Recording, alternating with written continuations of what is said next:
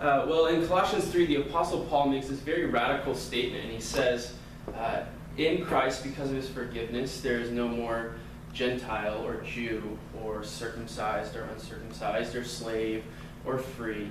That is to say that the things that we used before to divide ourselves, because of the forgiveness of Christ, are no longer meaningful. So that when we look at each other, we shouldn't see, oh, Alex is a Gentile, I'm a Jew, or Mike is a slave and I'm free, but that we should see the forgiveness of Christ, and that should be defined, that's what defines us to each other.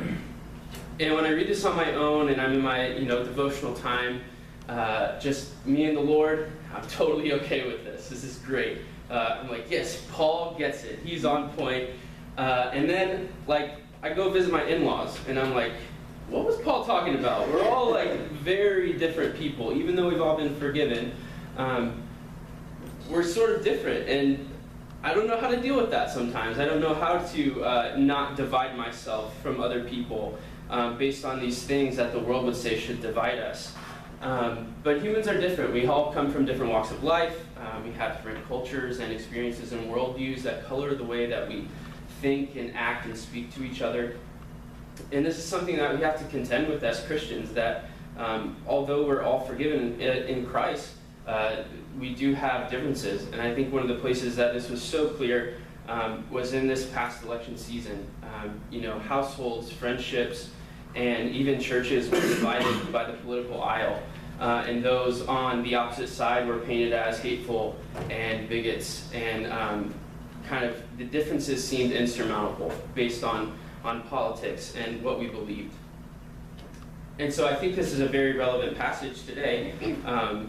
After Paul makes that statement, he makes these other statements. So Colossians 3:12 and 13 reads, "Therefore, as God's chosen people, holy and dearly loved, clothe yourselves with compassion, kindness, humility, gentleness, and patience.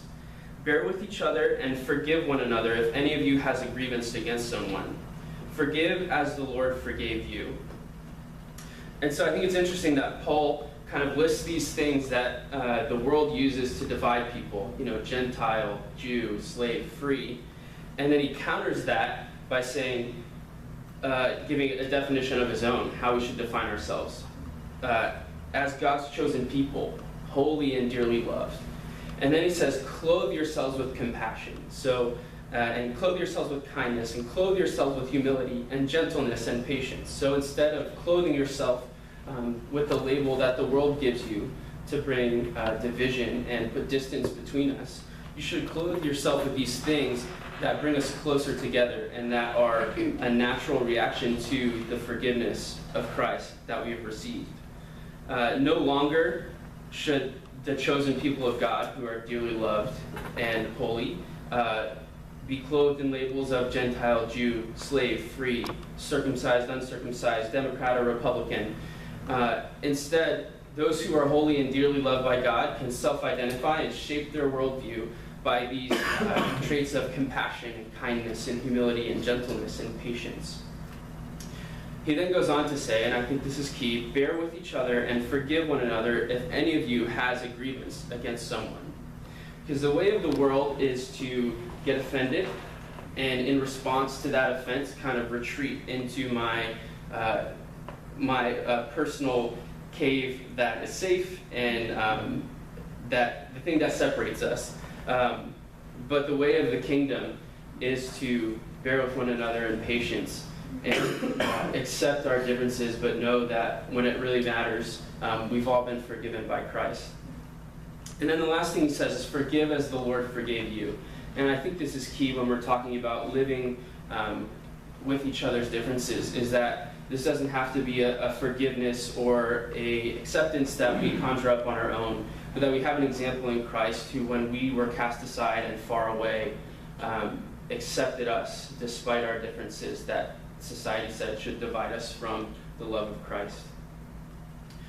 So in conclusion, friends, I would like to ask you, how will we live?